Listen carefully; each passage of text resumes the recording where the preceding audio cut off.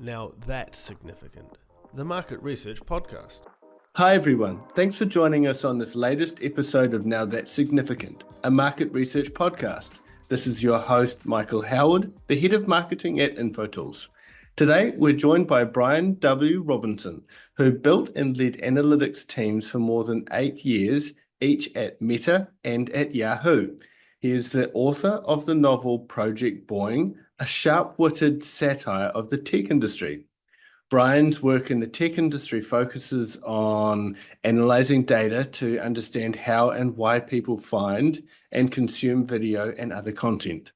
He holds a master's degree in playwriting from Yale School of Drama and a bachelor's degree in engineering from the UC Davis. Welcome to the show, Brian. Thanks, Michael. It's great to be here. Thank you. So, Brian, what's the most significant thing you're going to share with us today? Well, we could go a lot of different directions, but we'll probably talk about storytelling in market research, analytics, and insights roles, the importance of storytelling, and how it can, make you and your team more effective. I'd love to share some of my own story and perhaps talk a bit about my novel Project Boing, which has been the thing I've been most focused on lately. For sure. So let's start out a little bit about your background. I mean, anyone that listened, those that listened into the intro, heard you have a background in engineering and playwriting. So how did you go from that into market research and analytics in the tech industry, and eventually into the role of novelist? If you look at my LinkedIn profile, it might look like it was all by design, but it was not, of course. It was just kind of like a lifelong improvisation. I grew up on a farm in Central California. I was active in the 4-H Club and the Future Farmers of America. And I went to what was kind of the Harvard of ag kids, UC Davis, University of California, Davis. I studied engineering there. And if you're at all familiar with California geography, UC Davis is a couple of hours from Silicon Valley. I didn't go there. I went to the Peace Corps and served in the US Peace Corps in the Philippines for 2 years, and lived in a very remote village and, learned a lot, learned to play guitar. I moved to Seattle and started a rock band during the grunge era with some Peace Corps friends. And in Seattle, I started doing my day jobs in tech. I had a job at Microsoft as a test engineer, testing the first natural keyboard, which is that ergonomic keyboard, and the first optical mouses, joysticks, force feedback joysticks. And while I was doing that and playing in my band, and I started doing some theater, I applied to grad school in playwriting, and Yale was the only place that accepted me. So I went to Yale and studied playwriting. It was like going to Hogwarts. Somebody was making magic all the time. After Yale, I moved to LA to try to become a TV writer. And there were a series of strikes in the entertainment industry. There wasn't a lot of room for new writers. And I ended up working in tech again to pay the bills. And then I joined a boutique market research and consulting company called Smith Geiger, and they're based in the LA area, and they specialize in advising TV networks and tech companies on reaching and engaging audiences. And so I feel like I was welcomed into market research because it's a place that welcomes people who make poor early career choices. And there I just found a passion for using data to tell stories. And I started off answering phones and making PowerPoints, and then I was doing analysis and writing market research surveys and coming up with insights. And I loved all that.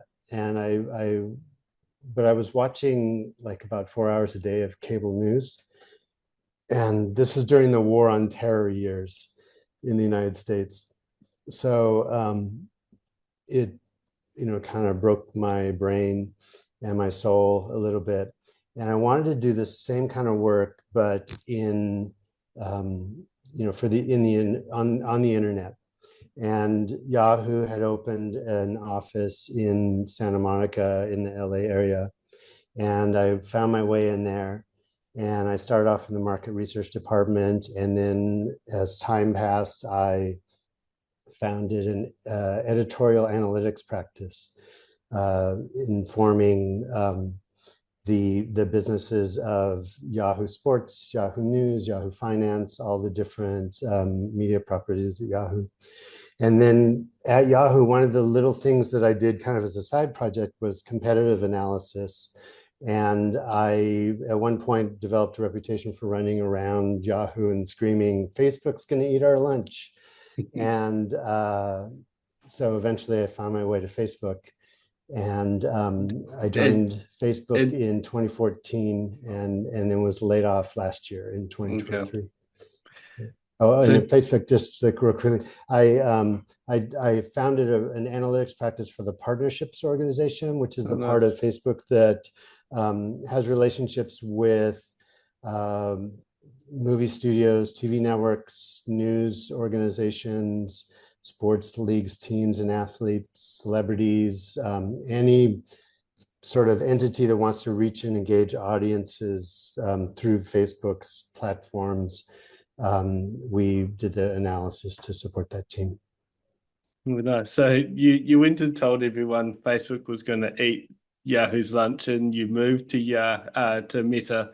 And did you eat Yahoo's lunch? It was already happening before I got to Facebook, but yeah. So the Yahoo, one of Yahoo's big sort of challenges was that it didn't make the pivot to mobile very effectively, and time people were spending on digital screens was shifting from PCs and laptops to mobile, and Facebook was vacuuming up a large share of that time.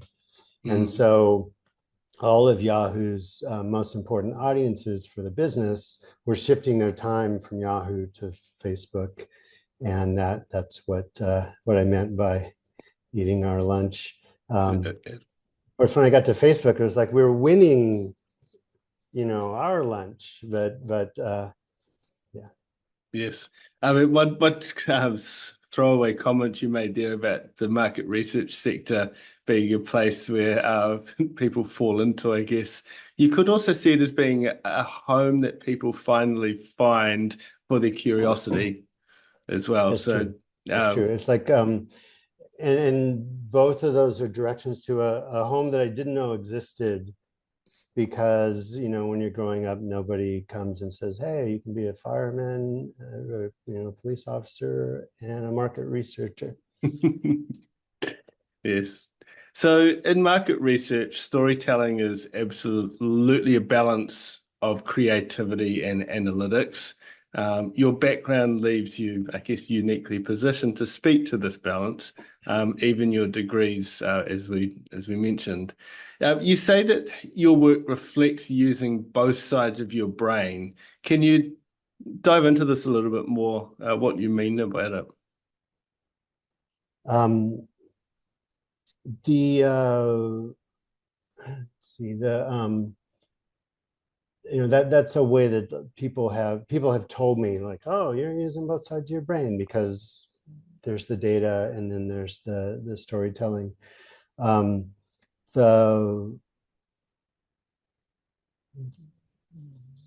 Sorry, like both sides of my brain are competing for getting the words out. Where do you start? Where do I start? in this field, I've always felt that it's very important to never drift too far from data, because data is the power source. And so to me, using both sides of your brain encapsulates that responsibility to, be true to the data and represent it well, understand it, make sure it's accurate, and then use it in a way that when you turn it into stories, those stories that people receive, when they follow the instructions that are inherent in those stories, they're going to get the results that they expect to get. It often in our field or in adjacent fields, people will use data to tell the best possible story. And that isn't always a story that is reproducible if somebody else follows the instructions that are within it. And so to me, using both sides of my brain kind of means that, the data is the power source, the story is the means of passing that power on to other people. And if you kind of break this important, relationship between them, then you're drifting away from, telling the truth, or you're, kind of too mired in data to be able to turn it into something useful for humans. So that's, I don't know. What are some ways that people do break that relationship? So one of the things I see like very commonly, and in the last like 10 years or so, I've been more in an analytics space than a market research space. But a common new analyst sort of mistake is to do an analysis, turn it into some bullet points, and it's just kind of like facts. This went up X% and this went down Y%. And that's not using both sides of your brain. The audience needs to know the context for that. Why did you make that a bullet point? There must be a reason. And if you're not telling me, either you don't know, which makes me not trust you, or you don't think I can handle it, which makes me not trust you. And so, one of the first things I always do when working with new team members is to kind of, help them develop their own template for conveying the context. It went up X%, which is important because, less than X% is what we've always gotten, and this is greater than that. So on. I don't know. Does that answer your question? No, it does. Have you seen any, I guess, of those breakages from established market researchers? What common traps they sometimes fall into? Well, we'll probably talk more about my book, but if you'll indulge me, I will do my best to come back. My book is about a market researcher at a large global internet portal, inspired by my experience at Yahoo, and it's set in 2012. And the main thing I kind of wanted to convey in it was the kind of equal parts joy and sort of anxiety, if not outright terror, that a lot of us feel working in these big global tech companies that are very fast paced and high pressure. And one of the it's a first person narrative. The main character is named Glenn Craig, and Glenn to me is kind of represents the best and the worst of market research people. Like a real passion for and adherence for the data, and a joy in evangelizing insights, but also like this chip on his shoulder about how nobody ever listens to me. Like, I know the things and nobody's listening to me. And in my career, that's been a common thread. I've certainly felt that way and expressed that to my market research friends. But it to me, that's been one of the things that's kind of a common thread in holding back some market research professionals and teams from having the best impact they could have is that just like, why won't they listen to me? Whoever they is in the company and context in which you work. In the last, almost 20 years for me, they has largely been the product team, because product teams rule in tech companies, but it could be the sales team or the executive team. So that, if they aren't listening, then we need to try a different approach. I think, or at least understand why they're not, or why we think they're not. That's right. Do a little market research about why they're not listening to us. Yeah. Yes. So you really applied the creative side of your brain to your novel project, Boing. What inspired you to write it, and how much of it's based off your real experiences in market research and analytics? So I studied playwriting because I was writing a lot before that, songs and plays, and also occasionally prose. And over the years, I've continued to write screenplays and things, for fun as much as for potential things I might do with them later. I started writing Project Boing during the latter part of my time at Yahoo. When I got to Yahoo in 2006, it was a wonderful, magical place. It was amazing people with just pure passion for what they did, a very collaborative environment.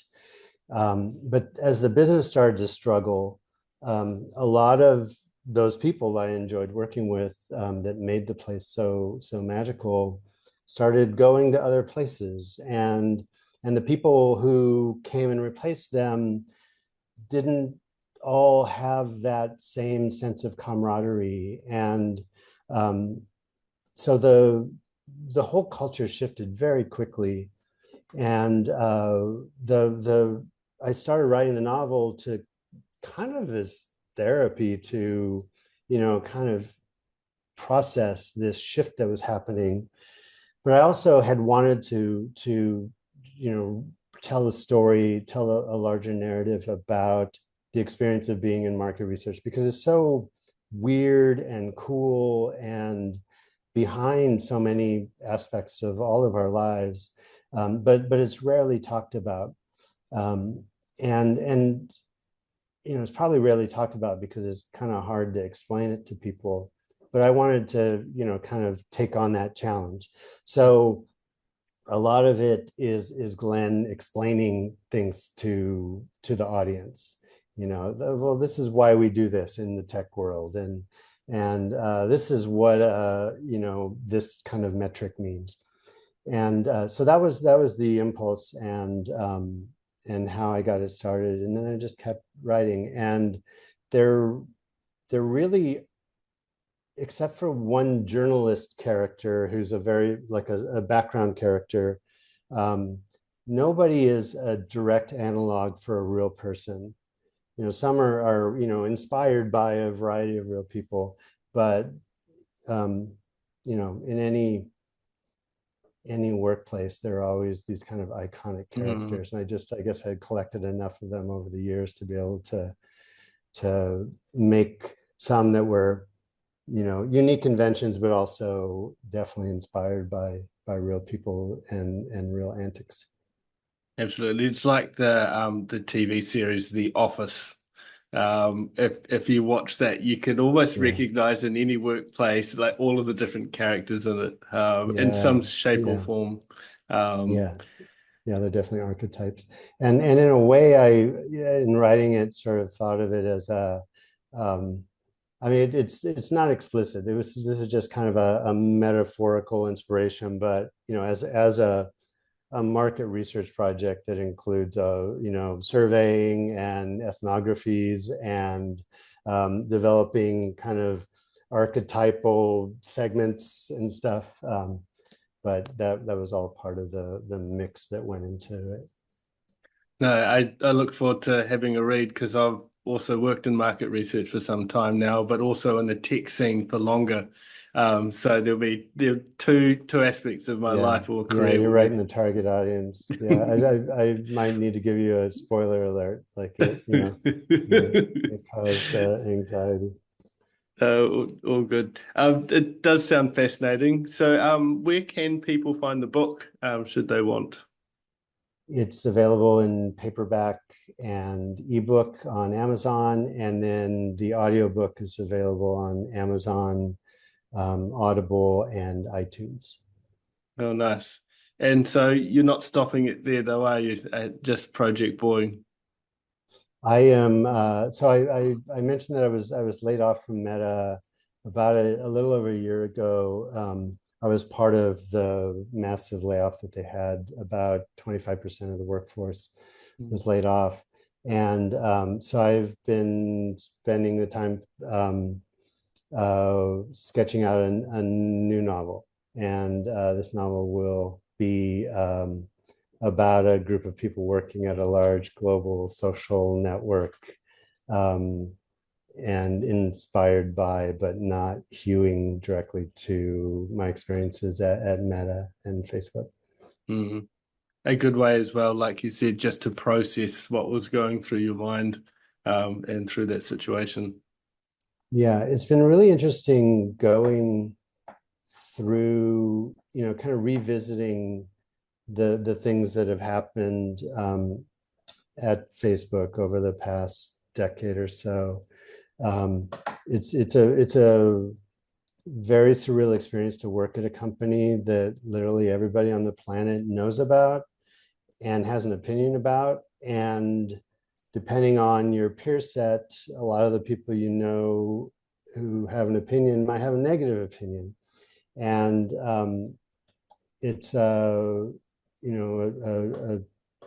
tremendous responsibility, um, that can be both thrilling and anxiety inducing, and then just getting to do the a lot of the outside conversation about it focuses, and the tech industry more broadly focuses on the perks. There's massages at the office and everything.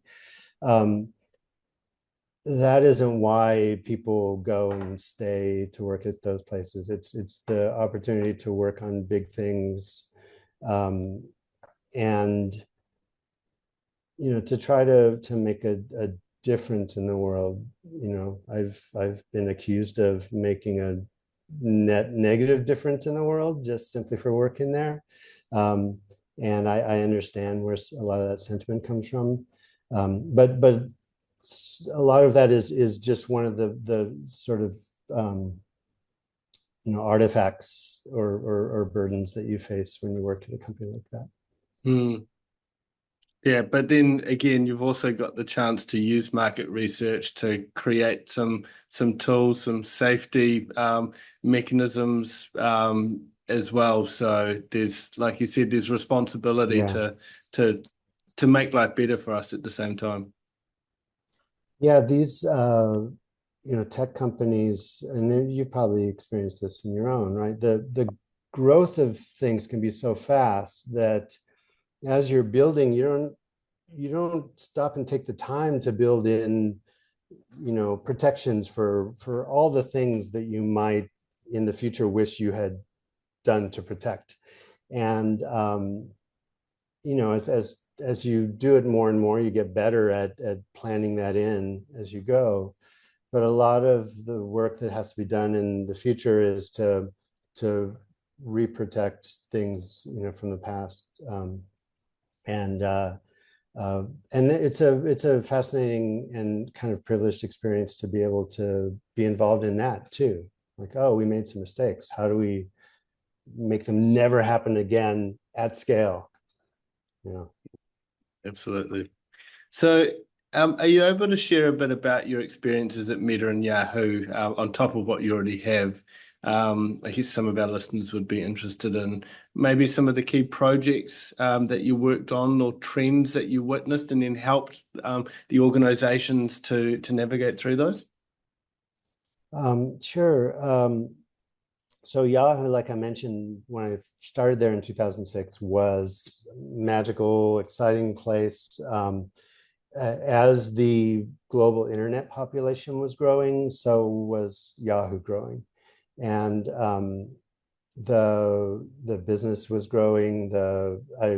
One of the people I met in orientation worked in the real estate group and was planning to open offices all over the world.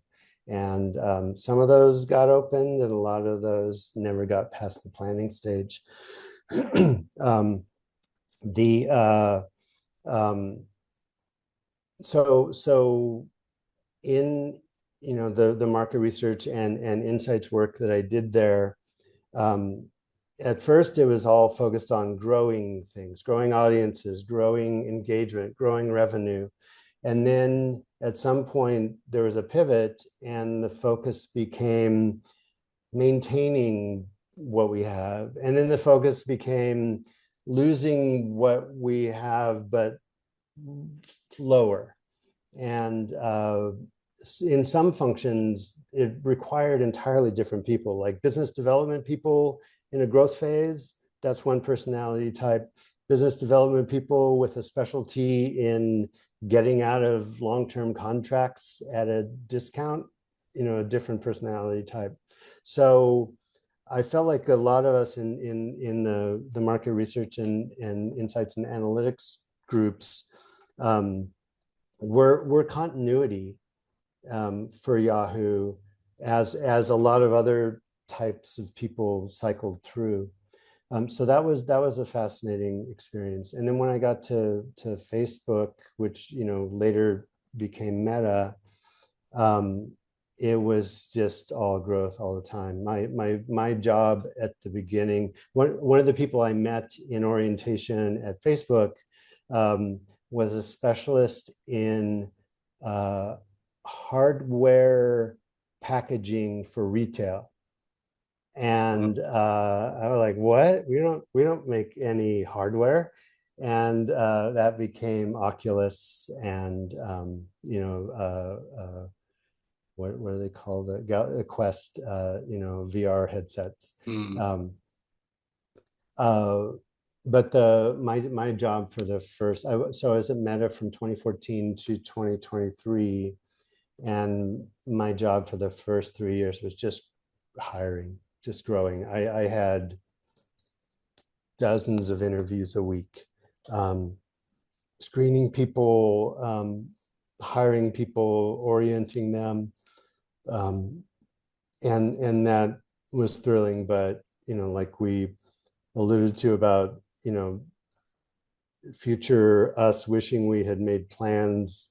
The past us had made certain choices and things that some of the things we did we had to revisit, and then as time passed and as the growth of the employee population sort of slowed, we got better at not just hiring to have people around to do things, but hiring to be able to build things more responsibly. When I started at Facebook in 2014, there were 8,000 employees. And then when I was laid off in 2023, the peak was 100,000, almost 100,000 full-time employees. And today it's like 75,000-ish. So it was like working in a boom town. Absolutely. So, look, you mentioned Yahoo failed to pivot onto mobile. Um, that was a pretty big, um, I guess, change in consumer behavior that some people could see from afar. And I guess it's one role of market research to help organizations to see what's coming up, to see what could change and impact the business. And it feels like AI is it right now. So companies that aren't necessarily embracing it and seeing what it can do, not necessarily diving in full, like with both feet, but at least just testing the waters, etc. What what are some things that organizations can do to try and find out what those big things are that they should be taking notice of? Yeah, I like the way you kind of compare the pivot to mobile to AI. At Yahoo, to be fair, they're not just market research people, but the executive team saw that this which was happening. They just weren't willing to make bold enough choices fast enough to kind of harm the cash cow, which was the homepage and the email, through PCs. AI, I think, is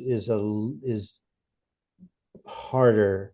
It's not so obvious. It's not like literally in the palms of everyone's hands. It's a background thing that occasionally bubbles up to the surface through like generative AI tools like ChatGPT or Dolly or Meta's new fun to play with, Imagine Me as uh, um, image generator. Um, so it's about productivity. Taking your processes and systems inside an organization and just making them more efficient. And honestly, I'm not sure if a typical market research team is is as well suited for that as it was for the pivot to mobile and having an organization make that pivot. I think it really depends on the company. If the market research team is, has its fingers or feet or eyeballs or whatever in all parts of the organization so that they can kind of make those recommendations internally, then I think they can. Often that's like a more of a strategy, like an internal strategy team. But certainly the people who do market research type activities for that type of team is going to be on top of it. The I don't know. I haven't like been since I've been out of the daily workforce. I haven't been paying close attention to how market research teams are focusing on this. But I'm sure that in a lot of organizations, people in market research are screaming at their executive teams that like you need to be paying more attention to this. But yeah. Yes. I mean, there is always that dynamic where you'll have some that will always be chasing the shiny objects, and some people that will be hesitant to. And it's about finding that balance and that Yeah. willingness. One of the ways that I'm sure people are doing, when the pivot to mobile was happening and when Yahoo was losing its lunch to Facebook, one of the things that helped decision makers understand the gravity of this was that all of the examples that people like me were using were like screen caps of our Facebook newsfeed that was personalized. Previously any kind of like imagery of a competitive sort of threat was like a screen cap of something that anybody could go look at and see the exact same thing, because the digital world was largely like broadcast. at least in the consumptive consumer experiences space that I was working in. Yeah. And so that like, this is personalized for me. That aspect of it,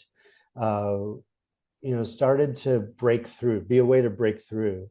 And, like you have your personalized experience and it's different from mine.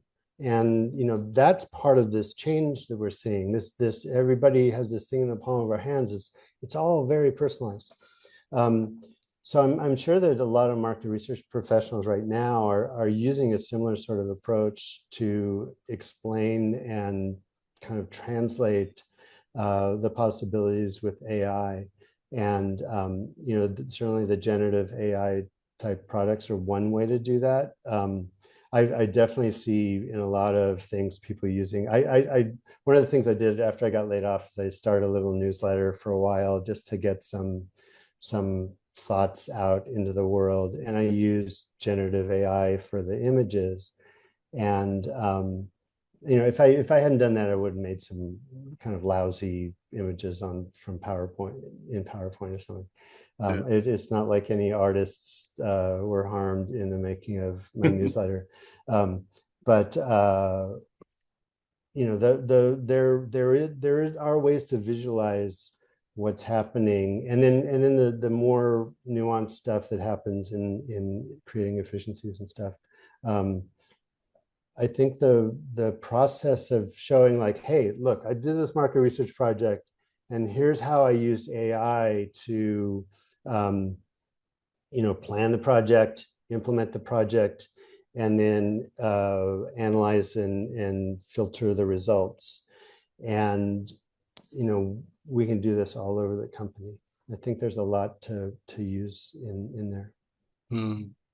Yeah, and I guess the thing that's most important in this is just being that the voice of the consumer, and trying to establish yourself across the company as the one that is connected to the wider audience, then working with your marketing, your customer teams, etc., to be as much of a true insight person, I guess, as well. So when you do start seeing those trends, you are in a much better position to share those, and people will listen to what you have to say as well.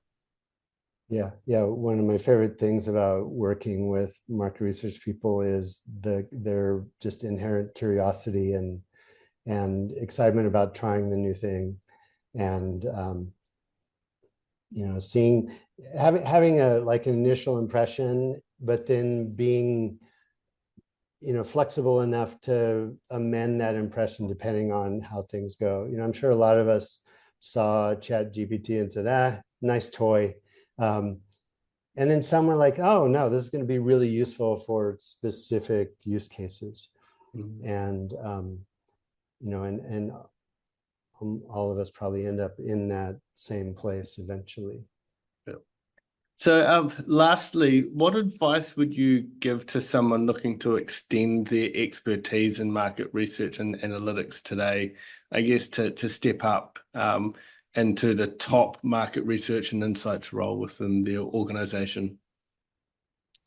One of the challenges I faced in my career is that people who are very data-driven sometimes distrust fancy stories, and people who are less, not very technically savvy, sometimes overtrust database stories. Oh, if the data says that, then let's do it. And so, as I kind of rose in my career, when I left Meta, I was a senior director of content analytics. One of the things that helped me was kind of threading those needles for the people who are very data driven and tend to mistrust stories. I had to maybe tone down the exciting parts of my story and make it drier sometimes, take out all the adverbs and adjectives, and then but usually just like one big win with someone like that would earn their trust for a lifetime. Like, hey, the data, the insights are suggesting there's an opportunity here. Let's try it out. And then for the people who overtrust data, I felt like I learned that I needed to kind of watch out for them a little more. Like be careful about what I say in front of them. There was a time when a group of us were discussing an original show that Facebook had funded the production of, and it was a sweet little show. It had a niche but highly engaged audience.